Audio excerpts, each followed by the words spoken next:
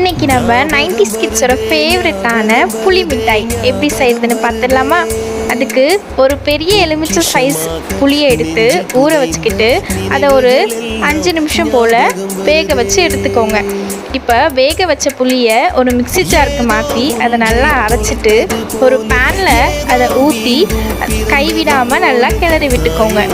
இப்போது நுணுக்கி வச்சுருக்க கருப்பட்டியை அது கூட சேர்த்து அதையும் நல்லா மிக்ஸ் பண்ணி விட்டுட்டு கூடவே உப்பு, மிளகாய்த்தூள், சீரகத்தூள் சேர்த்து கலந்து நல்லா இந்த பதம் வந்ததும் அதை ஆற வச்சுட்டு சாப்பிட்டு பாருங்கள். டேஸ்ட்டு சூப்பராக இருக்கும். எப்படி இருந்துச்சுன்னு கமெண்ட்டில் சொல்லுங்கள். உங்களோட 90s கிட்ஸ் ஃப்ரெண்ட்ஸ்க்கு இதை ஷேர் பண்ணுங்கள்.